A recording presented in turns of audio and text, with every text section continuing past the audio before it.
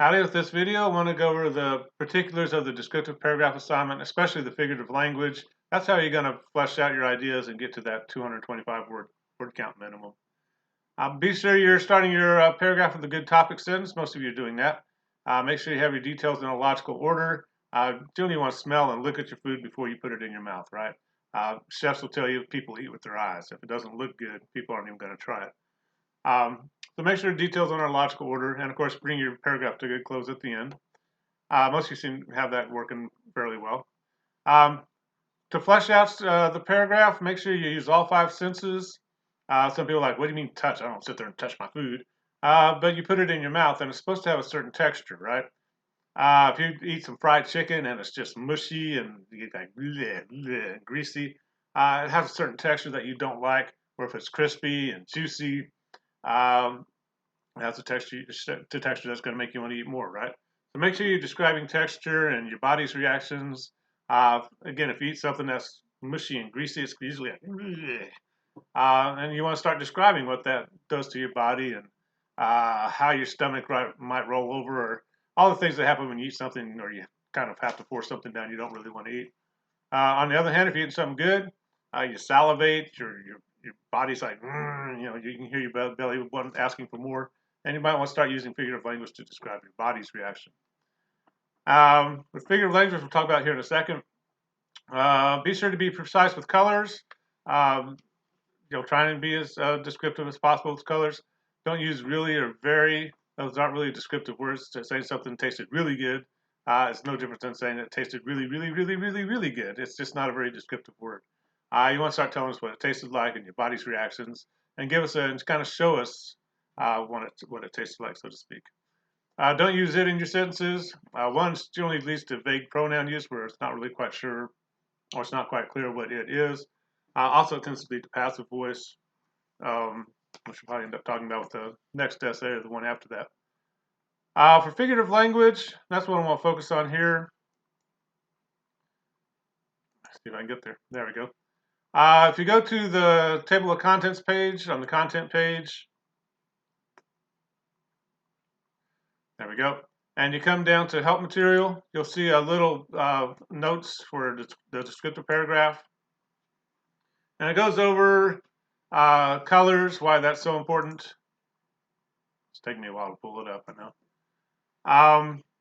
And figurative language, the different types of figurative language. You don't have to use all 5 types or anything like that. But when I say tell us what it tasted like, I'm kind of pushing you to use a simile. That's where you use like or as to compare something. So if I was describing like a plate of popcorn and trying to tell you what it looked like, I might say something like, it looked like fluffy gold pillows or something like that. When you start talking about the smell, this popcorn when it's popping, it might smell like the movie theater or something like that, or it might bring some kind of memory like that back. Again, you're not telling a story about the food, but a quick simile can work really well. And again, when you start putting your details in order, make sure they're in a logical order.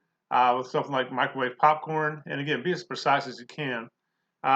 Instead of just microwave popcorn, I might say Orville Redenbacher's butter lovers microwave popcorn or something like that. I want to be as precise as possible.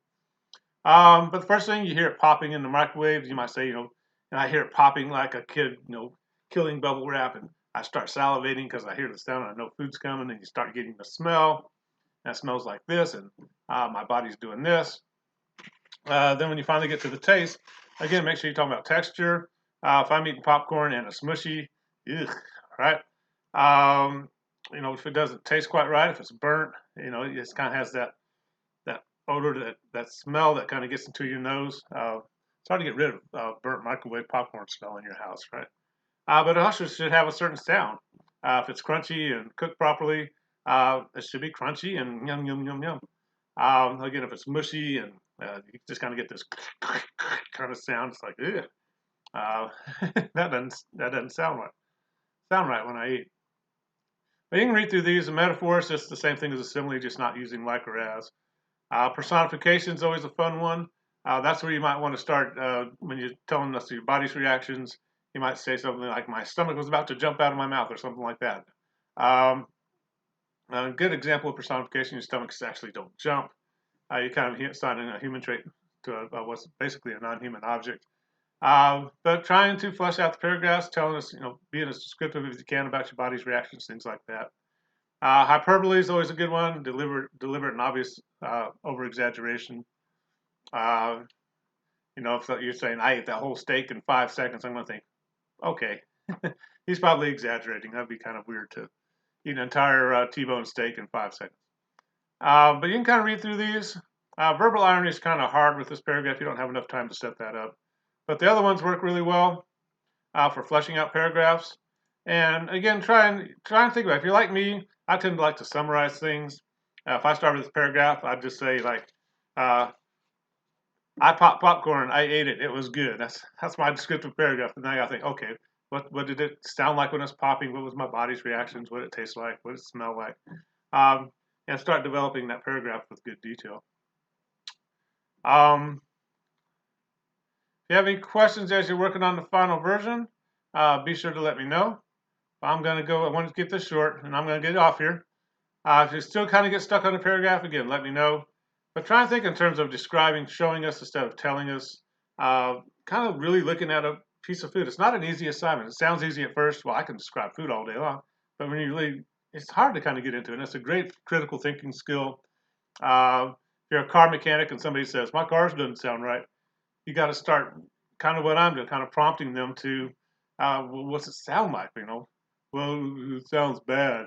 It's like, can you tell me what it sounds like? Like, okay, it sounds like a horse, trying to chew gum. I was like, okay, now we're getting somewhere.